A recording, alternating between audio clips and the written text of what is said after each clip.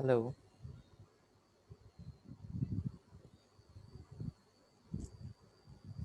Good morning. Good morning. I'm here. I'm here. I'm here. Hi. Good morning. Good morning. Good morning. Good morning. Or good evening to some of us, of course. So, Yeah. all right. Good morning. Good morning. So, how's everyone doing? Okay. Fine. Fine. Everyone's fine. That's good. All right. So, Depine, I just had a question. So, in here in America, everyone, the kids are on their way back to school, and I'm curious how that's going in India in terms of school for young kids. I mean, I Uh, know you have children, but I'm sure some of your friends do. yeah, it's still closed. I guess it will be closed until 1 or 2 months more. Is it normally closed now, or no? It would normally be open now. No, normally it's open. Actually, the kids are doing the class from home. Okay. Is technology and I mean, I would even imagine maybe technology is even a bigger issue for those kids who don't have it or can't afford it in India. Uh, right now, what happened? Most of the kids have the. I mean, even or their parents have the smartphone, so they are doing classes through smartphone. Wow. That's got to be pretty tough. Mary, what do you think if all the kids were on their telephone doing on because I Mary don't know works how with they. yeah. Go ahead, Mary. We Sorry. have some kids when I work. Some kids are on the telephone, and it's much harder for them to work and navigate through our program than it is for those who are on a computer. So it's going to be hard. I mean, especially because it's small, and I mean, I don't Yeah. know how that just viewing the information must be difficult for them. But I mean, I guess if that's all they have, it's better than nothing. But it's going to be tough. Yeah, I mean the problem too is also not just the technology. I mean, not just the device. It's also the internet, right? Because Yeah, service. particularly, Yeah. yeah, because if you are in a like an apartment complex where you're sharing the bandwidth, and now everyone's home, right? So there's a lot less juice to go around. Parents are working from home. Kids are doing school from home. Um, it just puts a lot more strain on the bandwidth and the capacity. Yeah, it's So true. so I mean, has there been a decline in India? Is that issue a big issue or not? I mean, because here in the States, I think that it's becoming a big issue relative to students who have access, students who in South Carolina, one of the things that, in terms of our program, that you may have heard Dr. Peters talking about is that, people who live not in the cities in the rural areas are that don't have as much technology available to them in terms of providers, service providers, internet service providers. Um, they are having to go to like the local fast food restaurants like a McDonald's Right. and use their Wi-Fi just to do their school. Are there issues like that going on in India or not too much? Yeah, similar issue here as well. Because here also in some of the rural areas, they may not have the technology. Even the internet is an issue. I don't know how they're doing, but it's always an issue. And I Yeah. also saw that some of the primary schools are closed, like rural primary school are closed, and sometimes they do two or three students at a time and do the class in the school.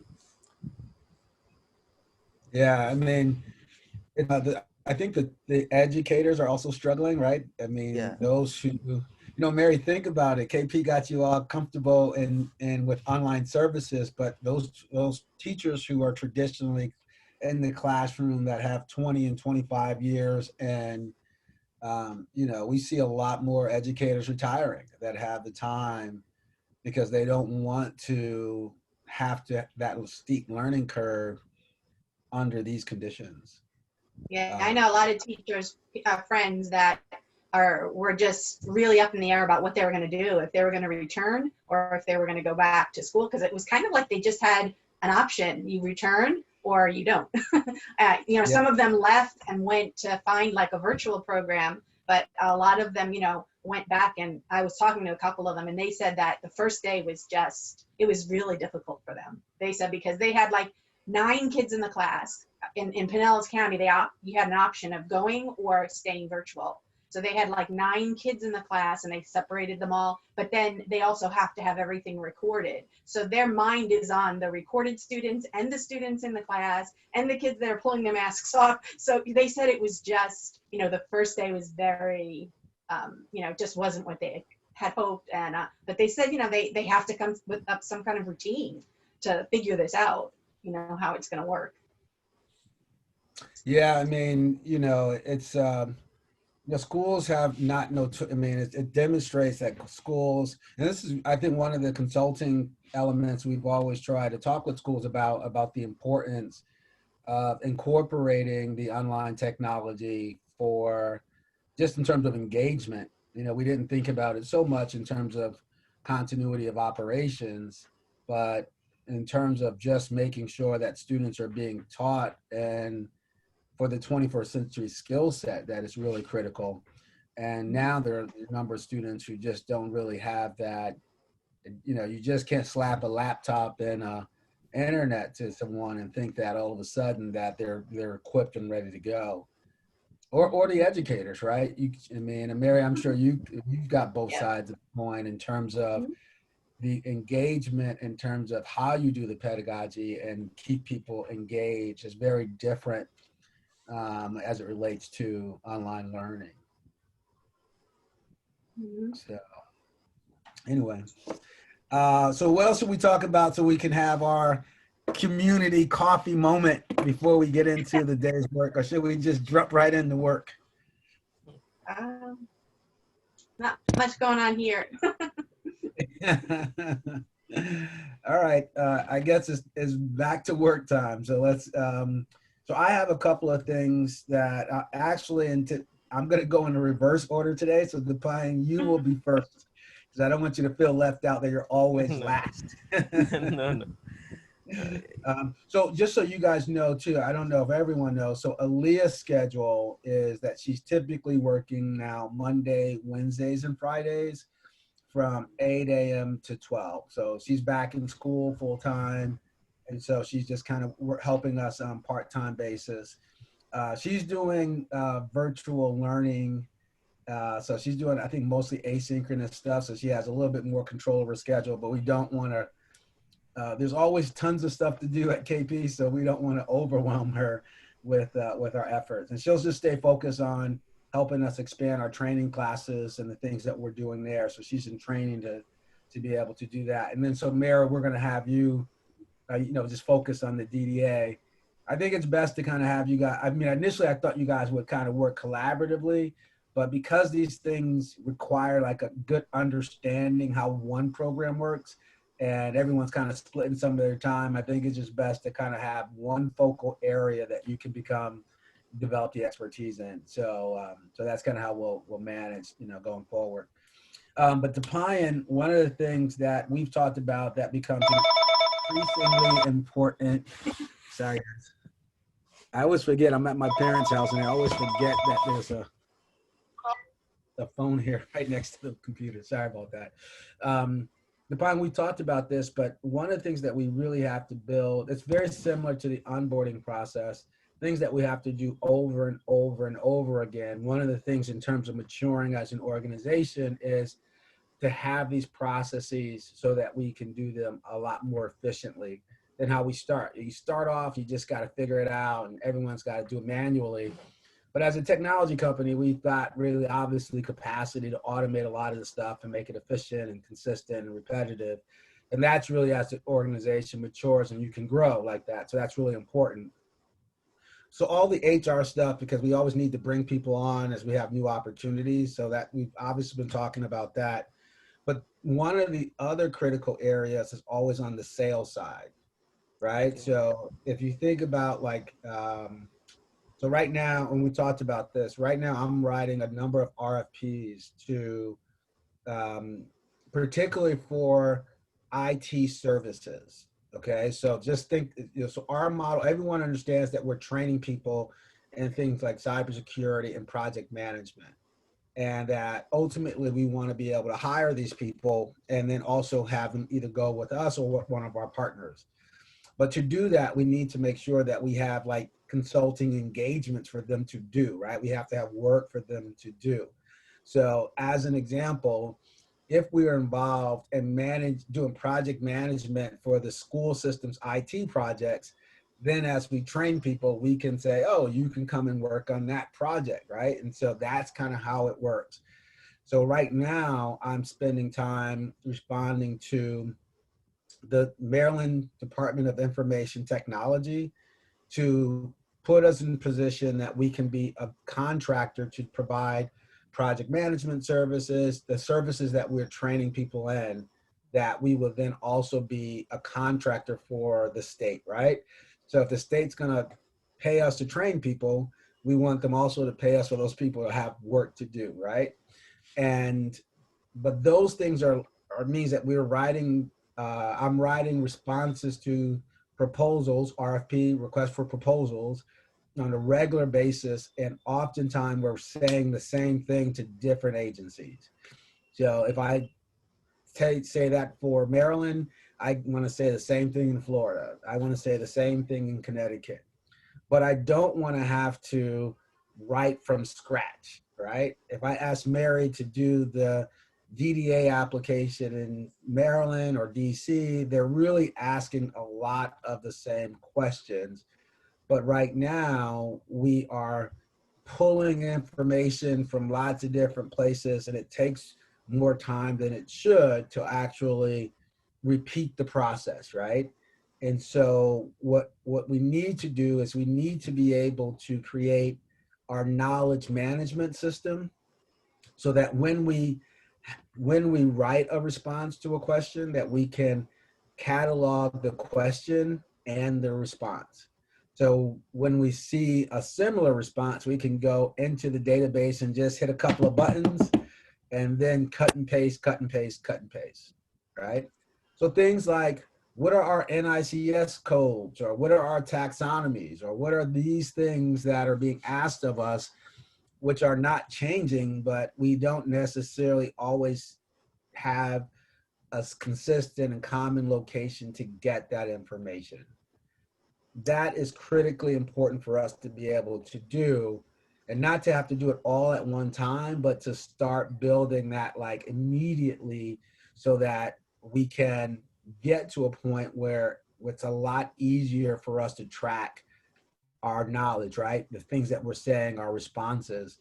And that will allow, that means that we won't need a lot more people, right? As opposed to adding more people to do more, we want to automate the process as much as possible so that the people who are here can basically be more productive in the amount of things we can do, because we're taking out some of the useless time, the menial tasks that we can really automate.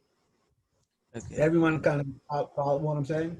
Yeah, I understand what you are saying. So I will take a look on this knowledge base and see what other resources are available to automate those tasks. Great. And so I think that that's where we want to start, but I think we are going to start right now. So we're going to use, given that we don't have any other things just to chat about, we might as well talk about this as a team. And Mary is at the front lines of this, so I know she can appreciate how helpful this will be.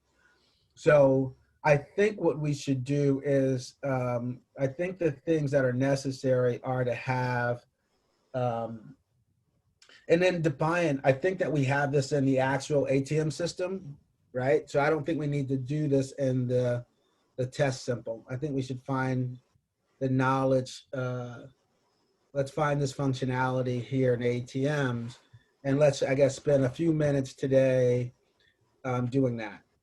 And I think that and so I think the first thing we need to think about is, how do we categorize it? so that if we're working on, there's some things that are like generic across all of them, like tell us about your experience, Yeah. right? How long you've been in business, those type of things. Um, can you see it where that is? Notifications. I think I it would. I think it would be an entity, and it may not be enabled as an entity that you have to look for. Yeah, I think you would. I think you would find it there. So Mary, like if you had to think of like the first thing that you would need, what do you think would be? What do you think we should, if you had to ask for the first two or three things that you would like to see easy for you to grab, what would those things be? Let me think. Well, for me, I guess it's harder though, because for me, it's what's the most difficult for me to find. For Yeah, me, anything that has to do with like business license, business, anything that has to do with your background in business, that definitely needs, because that's always going to be a question that they're going to ask to prove, your taxation numbers, your, how long you've been in business, yeah. what So type of business are you? there's like this general profile of the company that Right, we have to write oftentimes. right. And so define if it's easier for you right now to actually do this in the sandbox site and then find it over here, that's fine to do. Okay. So why don't we do that, so that way we can kind of, because this one's already set up. Okay. So So go ahead. for example, this is one category, the administration category. It can have the your general information, or we can create one, just create one So I category think for we should create a categories called like proposals, right? Because ultimately we're writing a lot of proposals. And then if proposals then have, I think, certain questions that are being asked. yeah. Okay. All right. Let's use the proposal I was just mentioning to you, and let's kind of create these categories as a response. So I'm going to share my screen so you guys can see it, and then we'll go from there. And then define in the background, you can be making some of those changes. Yeah. Because like Mary, I'm doing the same thing here. Okay, Right. so this proposal is for and I think the other thing is like one of the areas is probably like templates. Like, where do you get the Right. templates from, so that if you want to do something that looks like this, where do you go? Today you go look for like one of the other proposals, and you to be like, oh, that's not it, but it'd be great to have that. So I think that there another classification are just like business templates, right? That we can use to make sure everything, because we've got KP, we've got DNG, that type of thing. Okay, but this proposal has these sections.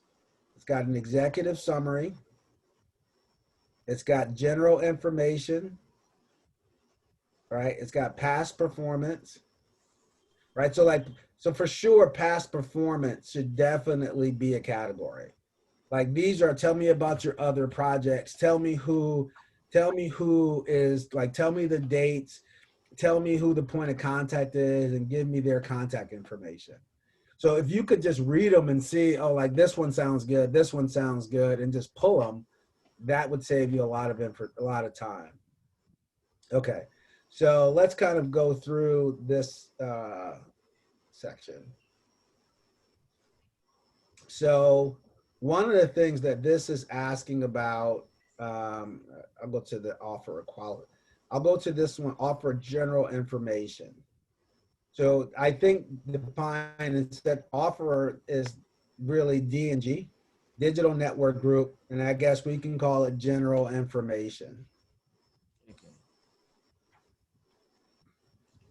And what I'm thinking is maybe we should like take the question that they're asking and then be able to submit the response to it. But a lot of people ask the same question in several different ways. So there kind of needs to be a linkage between, like, you know, this question, or you should be able to submit, like if it's a new question, you should be able to either submit and say, this question also is addressed by this, or this answer also addresses this question, or something, that there needs to be some level of association to say that these are similar. Like this could be called background, company background, or company executive summary, or something along those lines. And in essence, I'm about to write that section now.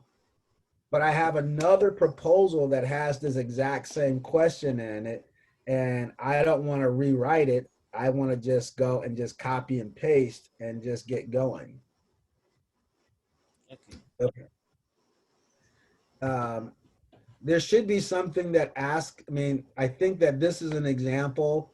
Like if someone asks Mary, like, what NAICS codes do you use? She probably would not easily know what the answer is to that. But I have them all listed here. So I don't want her to spend a lot of time trying to figure out what are D&G's NACIS codes. I want her to be able to go in and type into ATM's NAICS codes, and then this pop up, and she can just pull them off quickly and easily. Okay. So let's stop with those two things, and then let's see how we can set those up. Okay.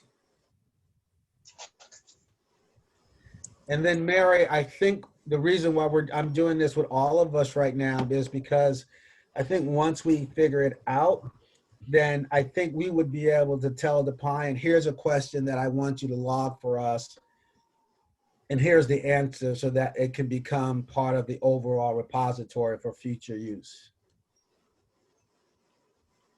And I think once we get it set up, I think the people who are involved with this should be able to do it on their own, not have to go through the PIME. But while we're getting it set up, let's do that. So general information. So first of all,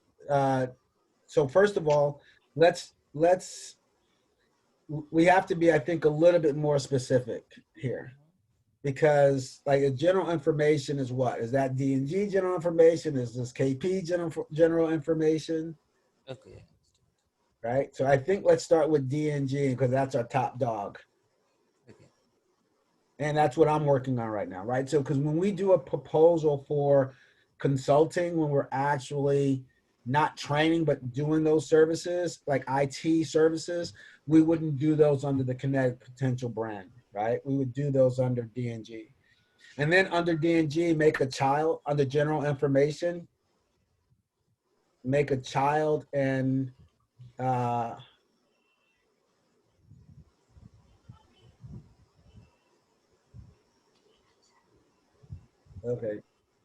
I'll wait because you're going quick.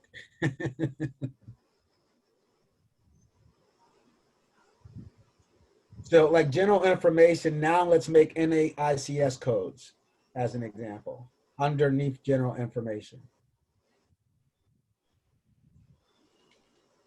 And then let me send these to you, and let me send these to you via chat.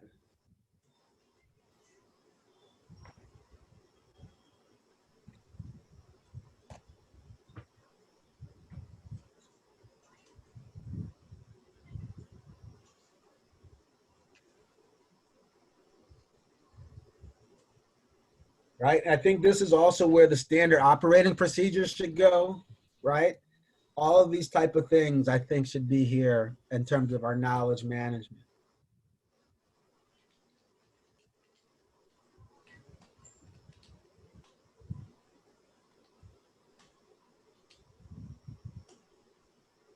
You still got a little spelling error. Sure. There you go.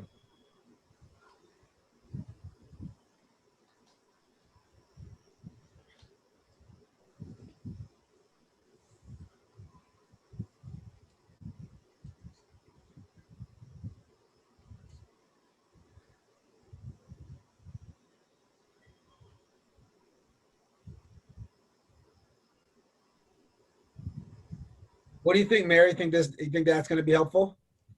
Uh-huh. Yep. Okay. So, okay, Mary, your turn. What do you got for us? What do you want to put in here?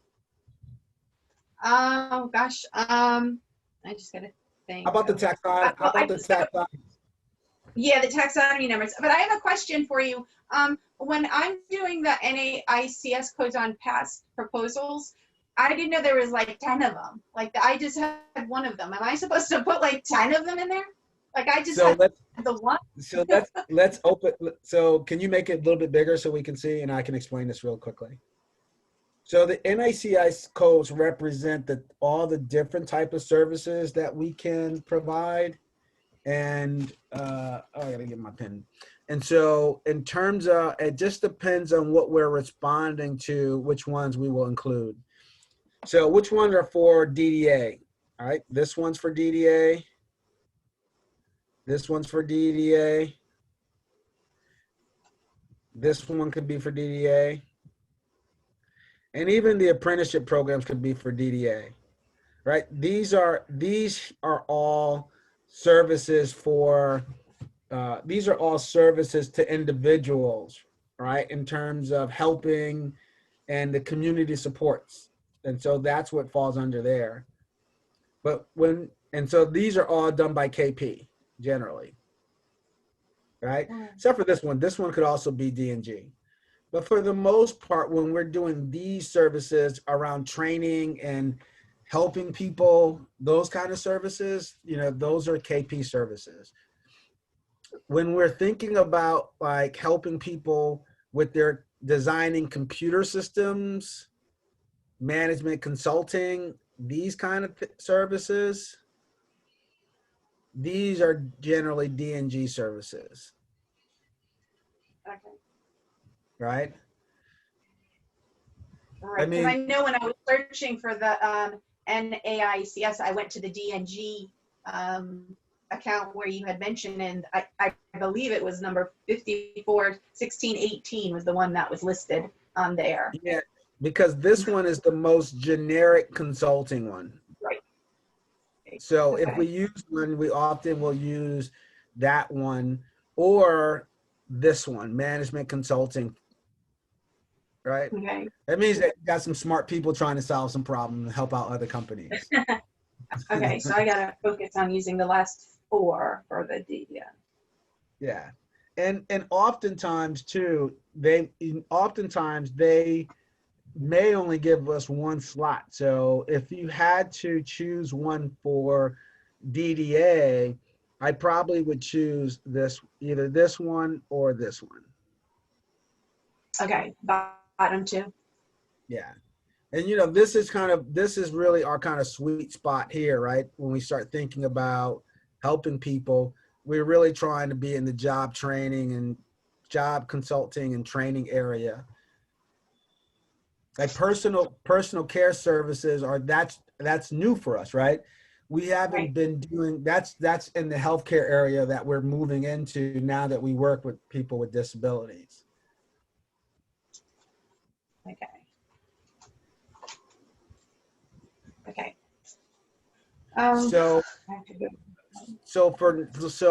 This is just an example so we can all get comfortable with it. So Define now create a KP, because when we think about being for KP, this is where our work with DDA is at. Okay. Right. So when we're working with people with disabilities, we're using our brand KP. So one of the things that DDA asks for are these things called taxonomy. Okay. Oh, I'm running out of space. And I can understand. I will understand. Okay, taxonomies. Okay, and taxonomies, there are a bunch of numbers for taxonomies. And so I guess the way we should do it is maybe we should have a KP, right? A KP general overview for KP. And then we can have something that says like either DDA taxonomies.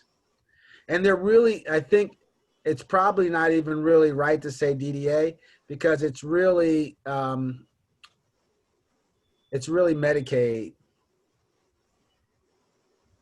That's, you can't read that. Okay, yeah. Oh, let me see if I got my pen here.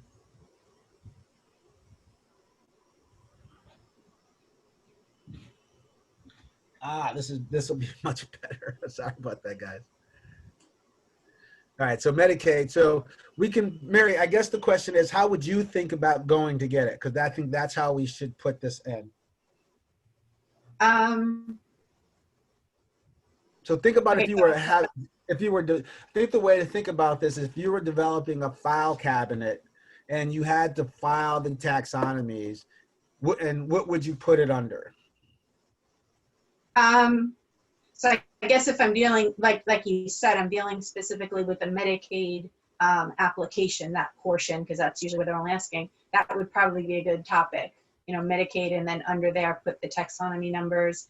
We also have to have a Medicaid identifier, so we could put that in that bracket. I'm trying to think of what other.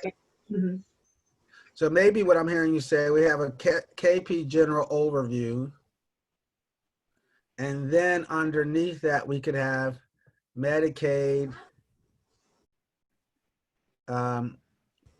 ID / taxonomies. Because you probably need these together, huh? Yeah. And then what would go in here would be the what is that number called? The NTI.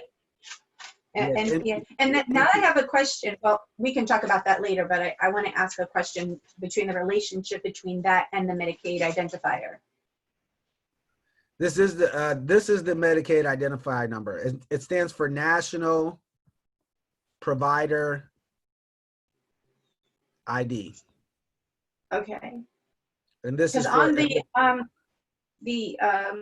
DC application, they ask specifically for the NPI, and then in another section they ask for the Medicaid identifier, and then what state. So is that what the difference is? I think that these should be the same number. Okay. I think those should be the same numbers. But we haven't gotten any. I'm trying to think, in Connecticut, did we get a unique state number? Because I would imagine you might get a state number and a national number. That would make sense, right, to have both of those. Uh-oh. Sorry, guys. Okay. But we haven't gotten that number yet from Connecticut. I did take my background check on Friday, so maybe we'll get that, shortly. But okay, but let's at least get this in here. So Depian, can you now go back to the knowledge base and then create I think this is very much like our document sections too, right? And I think the other question is, should we have it as proposals and then DNG and then KP? Or should we have everything like DNG's information, proposals, whatever, and then KP's information? Yeah, that will be good as well. Everything of DNG and KP will be separated. Okay. Right, because I mean, it's either do we want to do it by organization or do we want to do it by function? No, I guess doing by organization is a better way. Okay, that's how our documents are organized. So in that case, you would then have, you've got it the opposite direction now. Yeah. Right, so you would have to make this the top level. You would just change those around. This relationship, the parent relationship, is what you would change. Yeah, if you just take this away, yeah. Anyway, I'm sure you can figure it out. So I think, Mary, while he's doing this, given that everyone's now aware of what we're trying to do, as you're collecting your information, I think what I want you to do is help Depian file it, right? Please log this information so that he can help us get the basic infrastructure together. and then your information will be saved. And as you're going from one application to the next, then you will be able to realize what you need and how to best organize it. But let's not try to do this as like one project, but let's do this as an ongoing effort. And we can kind of talk about this to help us in the morning. And we can use some of this time, this kind of 8 to 8:30 time, to kind of work on this project, incrementally.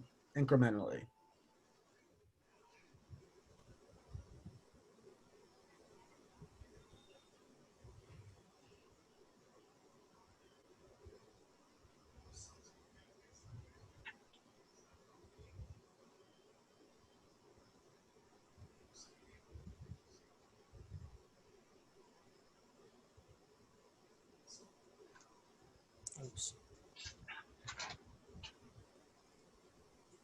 Okay, I mean, I say, so now Define, just create this one at KP. You can go back and fix them later, right? Yeah. I mean, Okay. we're just trying to get the hang of it. It doesn't have to be perfect, but everyone can kind of get a sense of it, and then we can, but this is also how the document section work, right? So this is pretty straightforward here.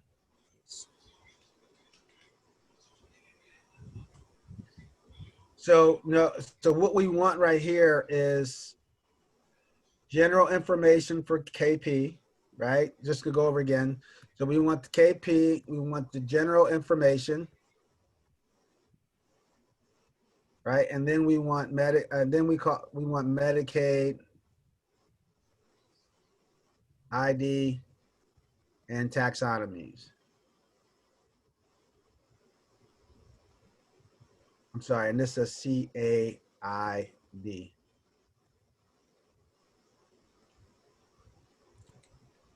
So this will be under proposal, right? General information, Medicaid. I think you can, I mean, you can, I think you can set right now, just make the folder and then we can move it around the way we need to, but let's just get it in there. Because the folders, you can kind of change the parent and move it around, but let's just try to get the info in there. Yeah, okay. And I think the other things that we'll be able to do, obviously, Define, is we'll be able to add other fields that we think are necessary to help us. Yes. Right? Based on the type of info we want to put. Yeah, exactly. Right? We can make that kind of decision.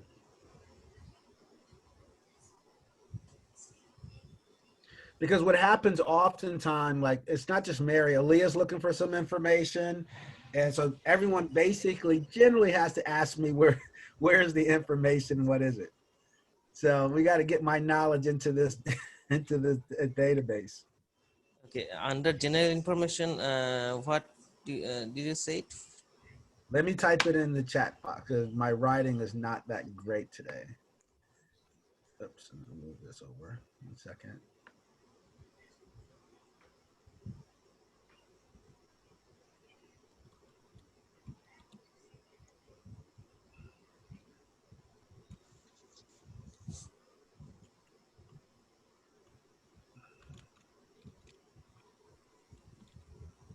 Taxonomy.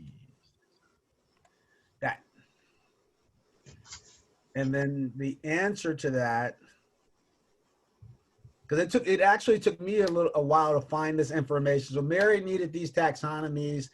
I did this, I looked this up like 1.5 years ago, and then I had to go and try to figure out where they were. Okay.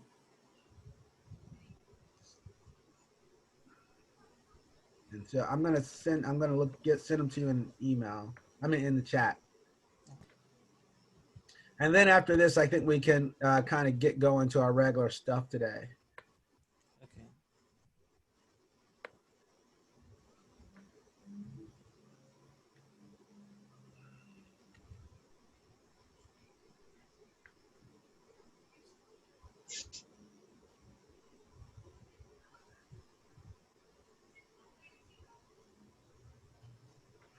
Okay, there's a number of them. Yep. And I'm just going to include maybe this whole email in here. I think this probably is helpful. Okay, I'm going to put this in the chat now. It's a lot of information though, so let me just send it now. Okay. Okay.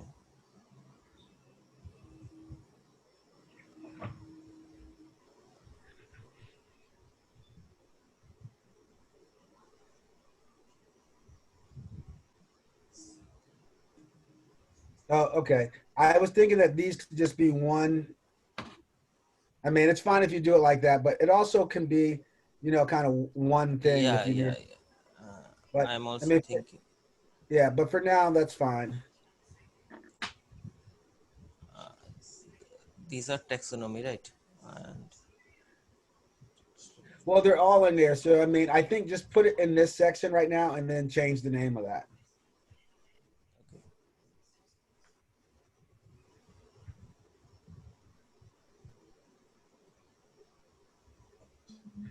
Also notice that something can be put in multiple categories. It doesn't have to just be here, right? Very similar to how the documents work. You can have it kind of show up in two places. So if Yes. you search for IDs, you might get it based on whatever you're searching for. And that's really the strength of this.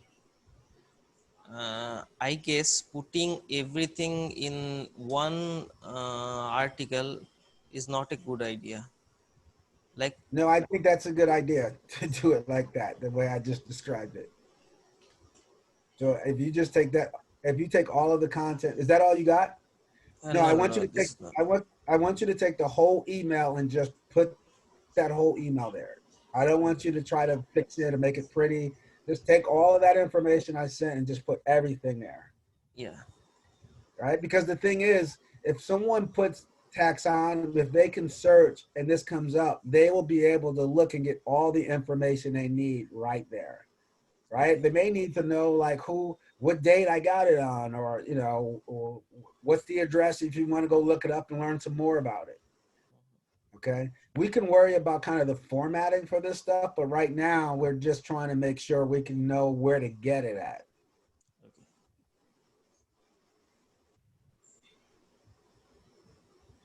Now, Depine, if you determine that it's best to have like a field for each one and you want to set that up, then yeah, you can do that. Yeah, if we think about automation, then we have to do everything separately. I mean, each article, each number, everything is should be different. No, it doesn't have to be though, right? Because it's not like that, right? This is not where you're taking a taxonomy and you're inserting it into one file.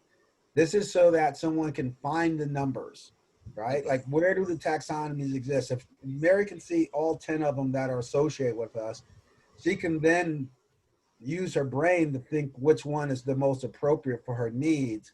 It Mhm. doesn't have to be each taxonomy is a separate field, Okay. right? It's a summary, right? It's a summary. Like again, for some of this stuff, it's just if I wrote something that says here are all the like as an example, let me just share my screen again.